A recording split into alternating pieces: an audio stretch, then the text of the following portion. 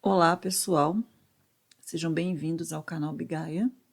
Meu nome é Flávia e esse vídeo é referente ao eclipse lunar, que acontece no dia 26 de maio de 2021. Lembrando que aqui eu utilizo a astrologia védica, o posicionamento é sideral. As efemérides são diferentes da astrologia ocidental. Portanto, o eclipse acontece no signo de Escorpião, mais precisamente no nakshatra Anuradha. Se você chegou até aqui, acredito que tenha visto a primeira parte do vídeo, onde estavam as informações técnicas e os remédios, né, e as recomendações. Então, nessa parte da leitura energética, eu vou falar um pouco mais sobre os elementos que formam esse trânsito, né?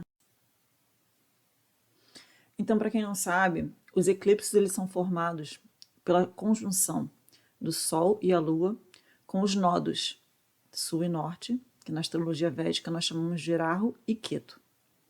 Esse eclipse ele vai acontecer em Ketu, que no momento está o nodo Sul, né, que no momento está no signo de Escorpião. Então, vou falar um pouquinho sobre cada um desses elementos. Escorpião é o regente da casa 8, e os assuntos de Escorpião são o ocultismo, o esoterismo, segredos enterrados, tudo que é não aparente. As transformações espirituais, todos esses são assuntos referentes a Escorpião. Já Ketu, no Nodo Sul, ele rege a nossa busca espiritual, nossos karmas de vida passada, o que a gente tem que experienciar na vida atual, né, que são reflexos de uma vida passada, são essas continuidades. Isso tudo vem nos registros de Ketu. 11:11 agora, na hora que eu estava falando isso. Enfim, Anuradha é um nakshatra que fica no meio de Escorpião e é regido por Saturno. Tá? Então a gente vai ter grande influência de Saturno nesse trânsito, obviamente, né? Como sempre, mas ainda nesse momento. Tá? Então, eu vou falar um pouco sobre a Anuradha. É um nakshatra bem interessante, é um nakshatra bem positivo, na verdade. Tá? É um nakshatra que fala muito sobre parceria, união, mas tudo isso com grande responsabilidade e grande propósito. Porque o intuito de Anuradha é que as relações elas floresçam, elas sejam benéficas, né, de certa forma. Uma curiosidade é que eu gosto muito de dar exemplos para as pessoas entenderem, às vezes, as partes teóricas, né? Eu tenho Júpiter em Anuradha, na casa 12, junto com Ketu em Gesta e Urano em Gesta. O que isso traz para mim? É como se fosse uma habilidade de ver os relacionamentos num nível além da matéria. É como se eu conseguisse ver a nível espiritual e kármico as conexões e as ligações entre as pessoas. É por isso que eu consigo fazer esse trabalho que eu faço. E por isso que eu sempre falo para vocês que eu tenho uma habilidade de ver a nível pessoal, né, a nível particular, se as conexões de vocês, quais são as funções kármicas, qual é o tipo de ligação. Entende? Apesar de eu fazer isso num nível coletivo, para mim é muito mais forte quando eu faço a nível individual. Sempre foi, desde criança, eu sempre consegui olhar e ver a energia entre as pessoas e quais são os karmas entre aquelas pessoas.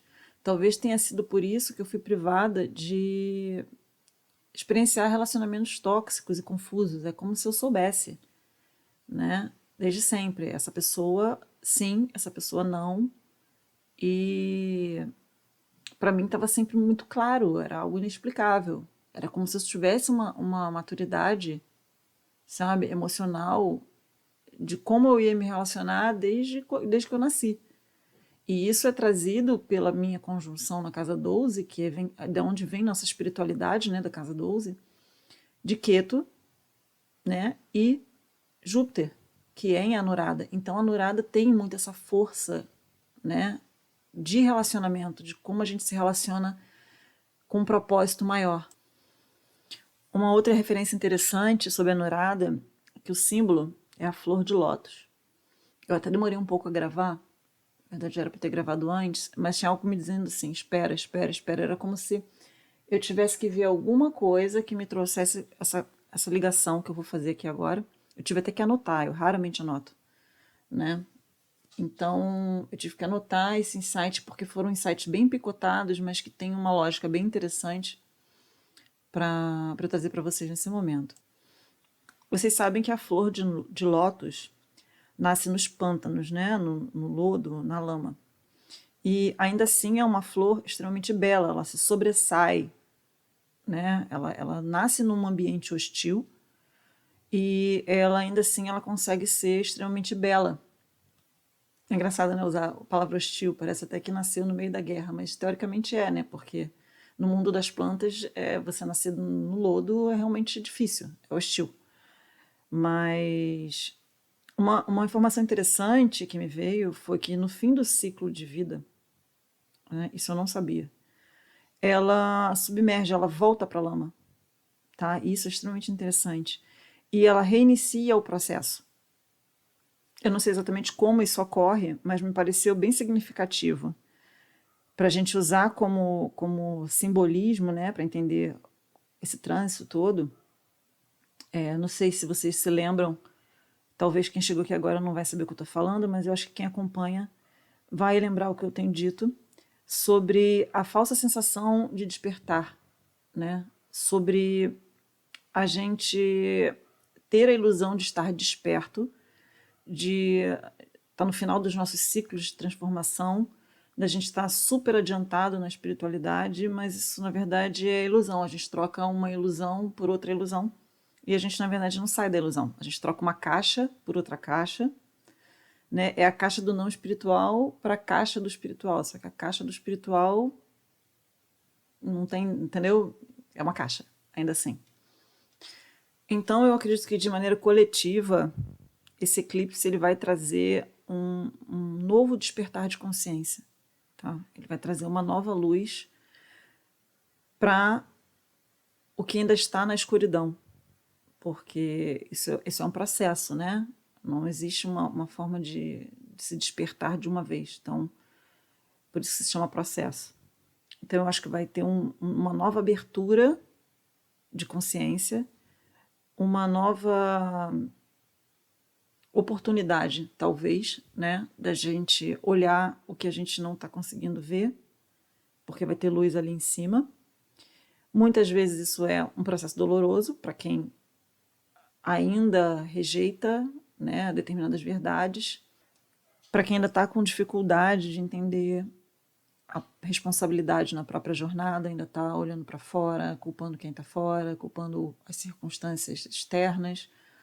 Então, eu acho que isso vai vir de uma maneira muito forte, esse eclipse é muito forte, porque ele é extremamente exaltado, né, por causa do posicionamento de Ketu em Escorpião, e por todos os outros elementos que estão acompanhando o eclipse no momento. Então, na hora do gatilho, o que está acontecendo no céu é de extrema importância para essa nova abertura, né, de consciência. Lembrando, gente, mais uma vez eu tenho que sempre lembrar esse tipo de coisa, né? Essa é uma leitura energética geral, tá? Eu estou lendo o trânsito de uma maneira genérica, sem contar com o mapa, por exemplo, individual de uma pessoa. Então, existe uma necessidade aí de vocês saberem onde está Escorpião no mapa de vocês. Pode estar falando da família, pode estar falando do trabalho, pode estar falando da saúde, pode estar falando dos relacionamentos, entende? Então, assim, essa é uma leitura geral a nível coletivo. Para cada uma pessoa, a energia do eclipse ela dá os gatilhos de uma maneira muito específica, dependendo de qual planeta está ali dentro, aonde está, qual o seu dasha. Tudo isso é de extrema importância para você avaliar de uma maneira individual como o eclipse vai fazer efeito para você. É exatamente por conta disso que eu criei duas consultas, tá? Tem a consulta da leitura de Erahu e Ketu, que a gente lê como o ciclo de Erahu e Ketu influenciam na vida da pessoa, e eu fiz agora uma leitura de eclipse, tá? Para vocês verem como os eclipses eles vão se manifestar no mapa de vocês. Essas duas leituras elas são para quem já fez mapa comigo, então é importante que você já tenha feito o mapa comigo, que é a leitura base, e essas consultas elas são adicionais para você ir trabalhando os ciclos, né? De uma maneira mais específica, com mais precisão. Eu vou colocar o link dessas 3 consultas aqui na descrição, porque como é um áudio, né? Muitas pessoas não devem estar olhando para a tela, então eu vou dar esses lembretes verbais no decorrer do áudio, quando eu sentir necessidade. Então, continuando, meu povo. Desde o início do mês, Plutão está retrógrado. Quando a energia começou a se manifestar, eu comecei a entender o que estava acontecendo. Eu comecei a ver essa retrogradação de Plutão como um pré-preparo para o eclipse. Porque Plutão rege medos escondidos no subconsciente, traumas que estão esquecidos e que a gente não lembra, dores reais e psicológicas, segredo, né, seus ou dos outros. Essas coisas é como se tivesse sendo colocado à tona, sendo trazido para a gente, de volta para a gente olhar. E como Plutão está em conjunção com Saturno, né, os dois estão em Capricórnio já há bastante tempo, é como se Saturno, né, como o nosso grande juiz, falasse para a gente assim, tá vendo? Você tá vendo isso aí que está aparecendo? Isso é sua responsabilidade. Isso é como se, vamos supor, a gente tem o hábito de culpar os outros pelas dores que a gente sente. A gente tem o hábito de culpar o exterior, culpar as circunstâncias, culpar o universo, culpar tudo. É como se Saturno, nesse período de Plutão retrógrado, estivesse mostrando para a gente a nossa responsabilidade sobre tudo isso que acontece, tá? Então, a lógica toda, porque estou dando vários pontos, né? E aí a gente vai chegar a uma grande conclusão.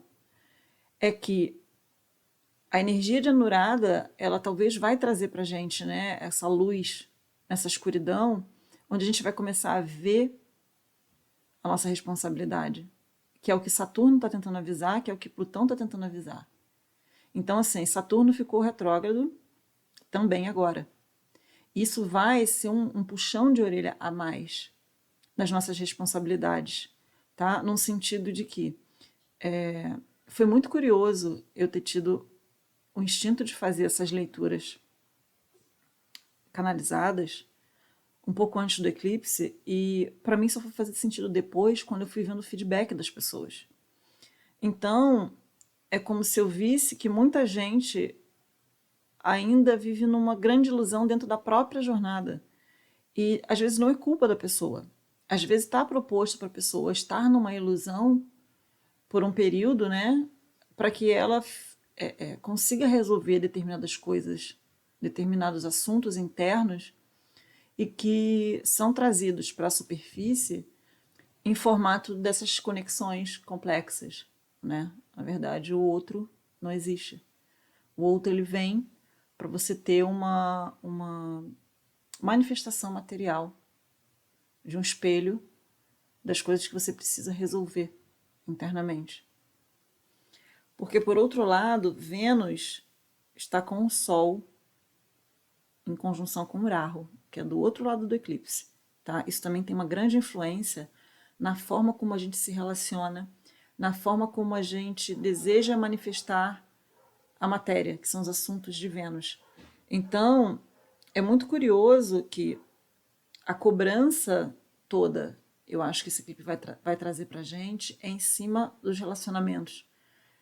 E talvez por ser um assunto que eu digo, falo muito aqui no canal, né? Que é basicamente o meu assunto, eu acho que esse eclipse ele vai botar muitos pingos nos is e vai confirmar muita coisa que eu venho falando aqui no âmbito coletivo, mas também no âmbito individual, porque eu vejo muita gente dando murro em ponta de faca, que às vezes eu falo, Às vezes as pessoas vêm fazer consulta comigo e falam, ó, não é bem assim, as coisas não são tão assim, ou não são tão assado, ou coisa do tipo, e a pessoa ela continua na ilusão, né? Por diversas questões, por medo de sair da ilusão, por medo de não saber para onde está indo, se ela sair dali, enfim, são diversos motivos.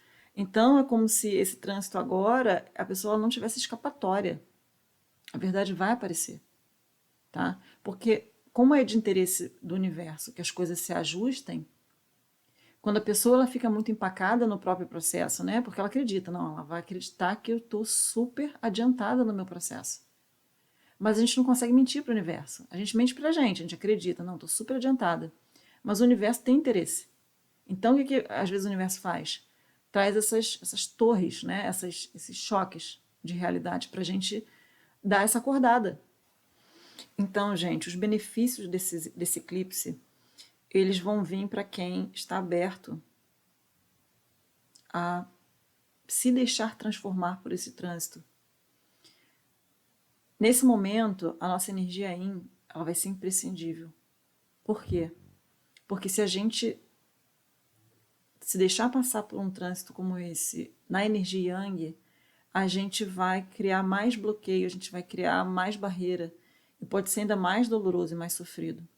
Então, se a gente processar isso tudo na energia Yin, tentar ser mais fluido, tentar ser mais paciente com a gente, tá? Não tô nem falando com os outros, não, porque tem uma necessidade muito grande da gente ficar focado na gente agora.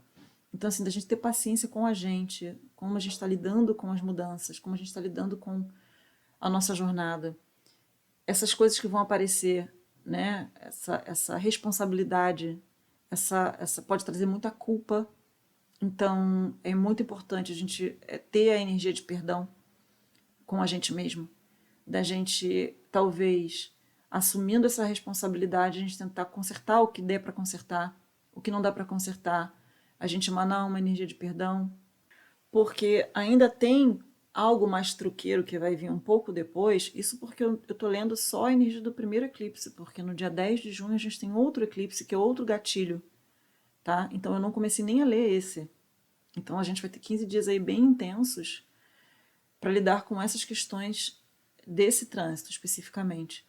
Então, no dia 29, a gente ainda passa pelo trânsito de Mercúrio retrógrado, que é muito significativo, tá?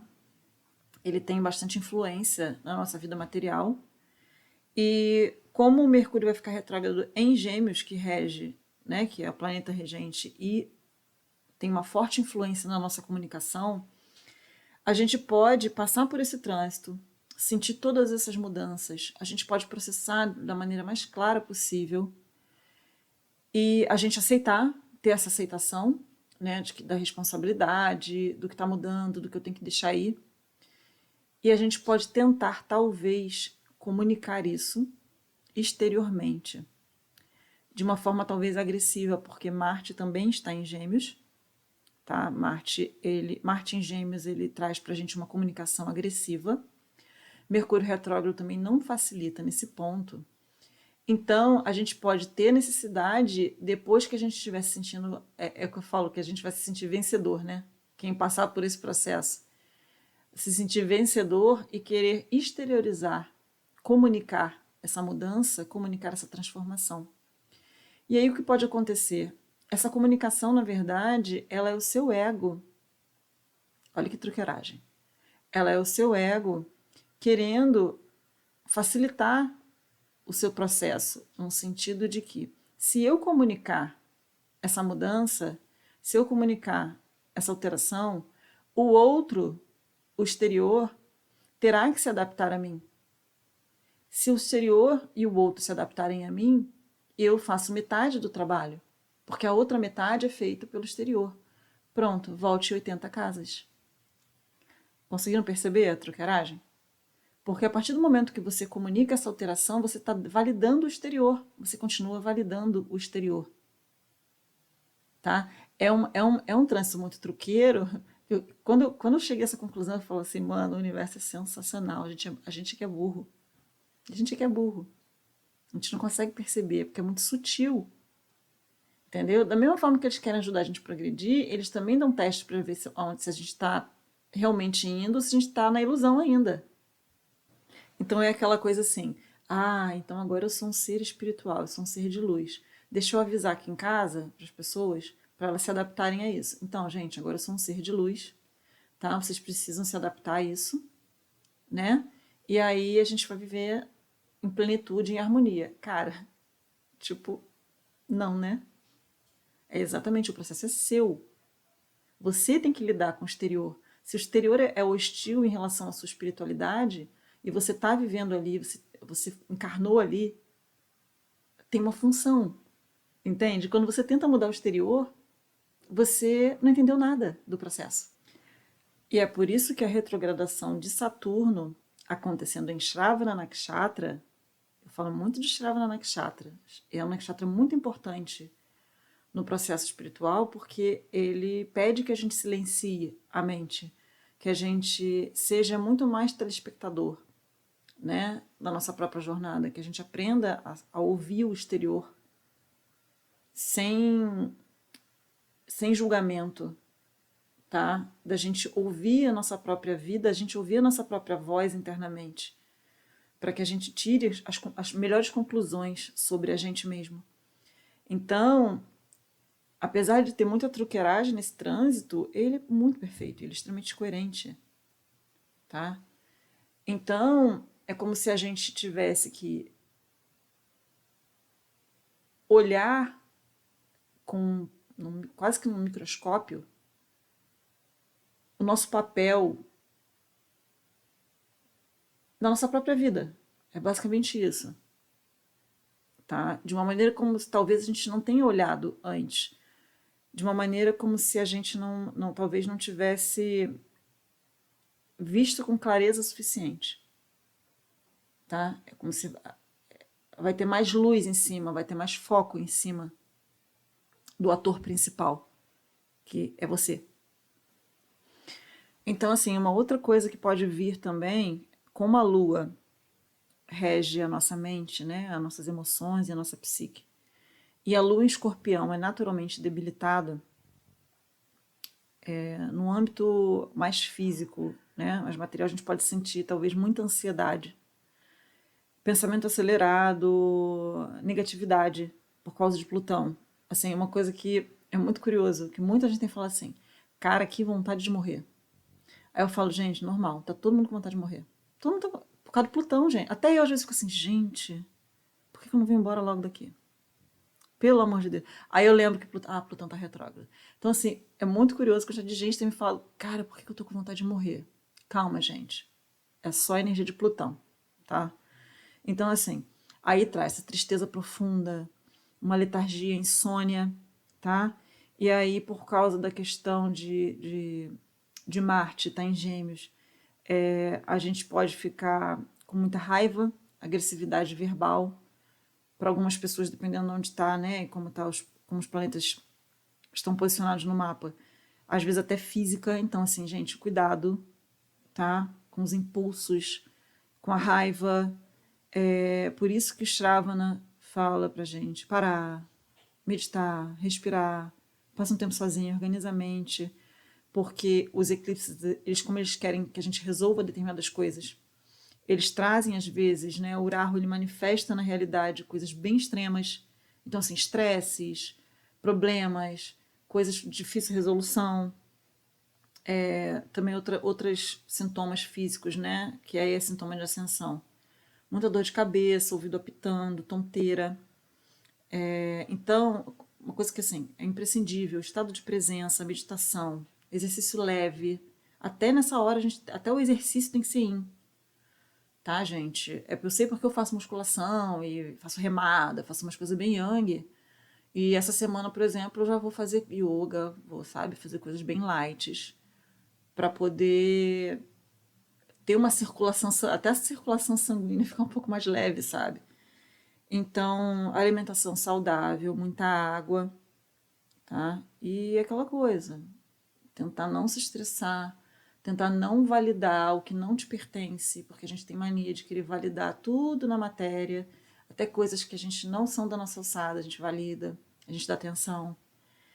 Então, assim, é muito de lidar com o que eu tenho que lidar e o que não me pertence eu deixo para amanhã ou eu deixo para lá e paciência, tá?